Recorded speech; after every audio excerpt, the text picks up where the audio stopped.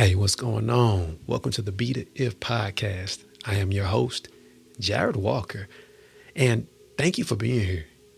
You could be anywhere else, but you decided to give this a listen, and I promise I am not one to waste your time. Look, I remember when I realized the importance of time. It wasn't when I was in school, it wasn't none of that. It was actually when I was an adult. It wasn't until after I got married and became a father. You know those moments in life where you realize you didn't know anything until you actually experience some trials, so to say. Yeah, I remember when I was at work one day and I was laughing, kiki, and chopping it up with my dad. And he was a trip. He was one of a kind, I'll tell you that much. Yeah, he ended up getting a phone call. He said, hold on, let me take this real quick. And he was just going to click over and we'll pick up the conversation right when he clicked back over. But I said, no, go ahead and just take that. He said, you sure? I said, yeah, I'll talk to you later. He said, all right, boy, I'll talk to you later. Love you. Love you too, Pops. He clicked over. It was at that moment that I didn't realize my life had changed. My life would never be the same. And I had no clue what was coming my way. You ever experienced something that really shook you up? Put you in a position to where your perspective had to change. And that opportunity for growth wasn't something that you necessarily volunteered for. Yeah, it was after I got off of work, 6 hours later, I had received a phone call via Facebook Messenger, and then another, and then another, and then another. And I'm like, wait, what is going on? It was actually my stepsister blowing my phone up through Facebook Messenger. And when I finally answered, I was like, hey, what's going on, sis? She said, she was talking so fast at 100 miles per hour, and all I could make up was, they found him on the side of the bed, unresponsive. I said, what?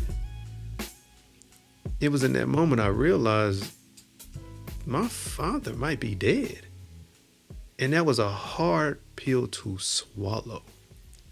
Because in my mind, I had just spoken with this man. We just talked. He said, we'll talk to you later. So I hadn't just assumed that was what was the reality. However, I ended up coming to a position in life. You ever experience a fork in the road where you can go left and you can go right, but the choice that you had to make wasn't one that you literally actually was going to be able to make on your own? You were kind of going to be nudged in a certain direction. Yeah, that's what I call truth. I realized the thing about truth is, the truth, I believe, will set you free. And polar opposite of that, that means that a lie will set you up. And anytime we are believing a lie, we are actually setting ourselves up for failure. See, when you believe a deception, it is not until the interception of truth actually puts you in a position where you are being freed, but it don't feel good. Not all freedom feels like a factual reality. Sometimes it's something that you have to digest over time. And I received a phone call that shook my world up because it was his wife. And she said to me, hey, baby, what you doing? I said, hey, what's going on? I'm just driving, headed home. She said, I need you to pull over. Now I'm thinking to myself, man, just tell me. So I asked, I said, is he dead? Because I already knew what she was calling for.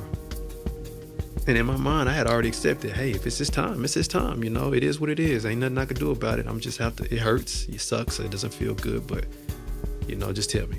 That's what I was thinking. That's what I was believing. Not knowing that I was actually self-deceived. Thinking I was prepared and ready and able to just accept the truth and take it and be good.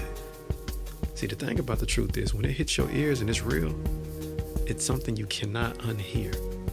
It's something that does not stop ringing. It is a sound that takes over. And when she answered my question with, yeah, baby, I shattered. I broke.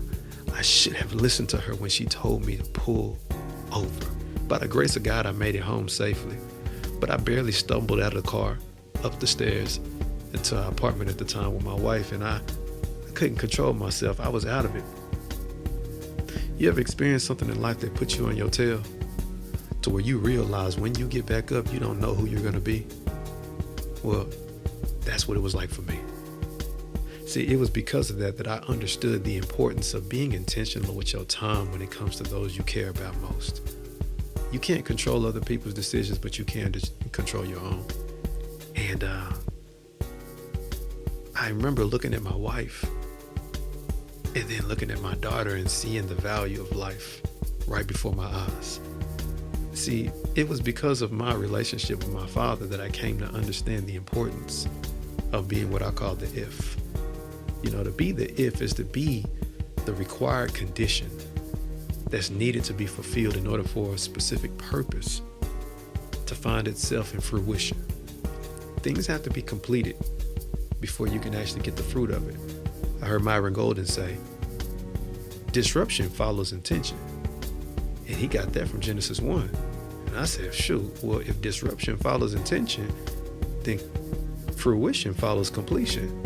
And there are things that we have to experience in life in order to fulfill the purposes that we are entering into that we don't want to.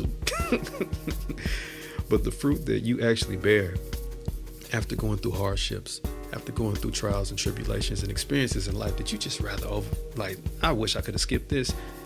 At the same time, it puts you in position to produce fruit for somebody else. See, no tree eats of its own fruit. In order to be useful, you have to be fruitful. And in order to be fruitful, you have to experience the processes that you didn't ever expect to ever undergo, and you kind of did. You know those things you don't know that you don't know? Well, death is a thing that you do know that you don't know. None of us knows what day we're going to check up out of here, but however, you can be the if. You can be the intentional father, the intentional family, the intentional friend. You can be intentional with your life, knowing that someday it's going to come to an end. And it's amazing how when one life ends, another begins.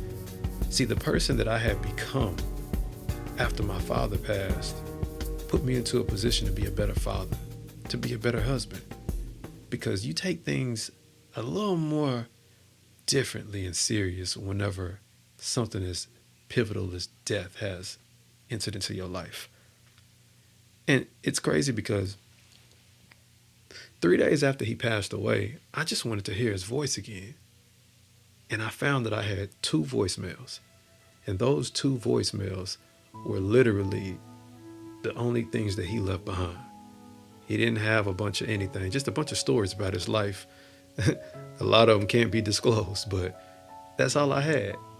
All of this took place in 2017. Well, it was in 2020, 3 years later, that when everyone started actually experiencing the pandemic the way that they were, I was at home recovering from an injury that sat me down for a whole year for the most part. And I'm in my bed, laying down, hearing everything that's going on in the other room that my wife had been complaining to me about for a long time. See, by this time, we have 2 children, and they're, at that time, both single digits, and it's just like, oh my goodness, I see what she's been trying to tell me. And as I laid in that bed, I felt like a failure, because I felt like it was my fault that my wife had been being failed and my children were suffering because of it. Have you ever found yourself feeling like you could be better, you could do better, and you know that there is better, however, you just didn't know how to and what to do? Yeah, I totally understand. And then it was at that same moment I realized that something had to change and I had to figure it out. See, I didn't have anybody to tell me what to do. I couldn't call my dad and ask him, hey, what would you do in this situation? And to be honest with you, he wouldn't be the right person to ask even if he was alive. He didn't raise me. I was raised by another man, my stepfather. And even then, it's just so many different things that I didn't get. Hence why I came up with this whole concept of be the if. You know, because I got to a place in my life where light bulbs went off. I hit 25 and I just started saying, well, you know, if my daddy would, if. And once I became a father, I realized all that if stuff goes out the window. There are no more excuses. All the ifs. I got to be the if now, because my daughter required me to be the intentional father. I can't literally expect her to eat off of the soapbox of complaints coming off of the experiences that I experienced, just don't let that be her experience. Be intentional about how I'm raising her. Be intentional about my personal growth and development. Be intentional about how I treat my wife in front of her. It's a lot of things that I had to learn, and I'm still learning. However, the journey is well worth it. And as I'm experiencing all that I'm privileged to experience, I understand one thing. Time is a limited resource, and it's our greatest asset, because time is symbolic of life. As a matter of fact, I would say it's synonymous to life, because time is not money. See, you run out of money, you can always make some more. You run out of time, it's game over. You can't do anything else because you're dead. And in 2020, when I realized all of these people were passing away and I had 2 voicemails, oh my goodness, it hit me. Not everyone has a voicemail. That's not everyone's reality. So I took it upon myself to become more intentional about the messages that I would leave behind for my own children. Because the voicemail that I have for my dad ain't in context to him someday no longer being here. It was just, well, it's not Bible study night. You got your hair cut out the way. What's the business is now? He was kind of fussy there because I wasn't picking up the phone at that time, but it's not something that I would love to just listen to every single day. However, because that's all I have, I cherish it. Well, how many of you have taken the time out to get intentional about the messages you create and the memories you create, that you actually take the time out to record? If you're going to be you got to be intentional about the messages that you create and the memories you create. Meaningful messages and meaningful memories are imperative to the legacy that you leave behind. Because whether you're intentional about the legacy you leave behind or not, you're still creating one. And it would be wise to build a legacy worth protecting so that you can avoid creating a legacy worth correcting. Look, I tell you what, this conversation, I didn't expect it to be this long, but I do know this. The things that I came to understand on how I went about changing my life is something I'm pretty sure that many people could use. Next episode, that's what we'll talk about. We'll talk about what I realized I could do so that you don't have to think hard about it. I got you. Because the strategies available to us to be intentional, whether you're a father, you're a mother, you're a husband, you're a wife, you're a friend, you're, a son, a daughter, whatever the case, whatever your relationship is, you should be intentional about it. Because at the end of the day, time matters. And there should be no wasting of time in any of your titles, identities, or duties. This is Jared Walker with Be The If Podcast, and I know that you found this valuable because I'm sure you're going to reconsider a whole lot, as you should. Just go be intentional about your day. Take the time out to go ahead and leave a message for somebody that you care about. Let them know you love them. That way, if anything ever happened, at least they had that. Y'all take care. Till next time.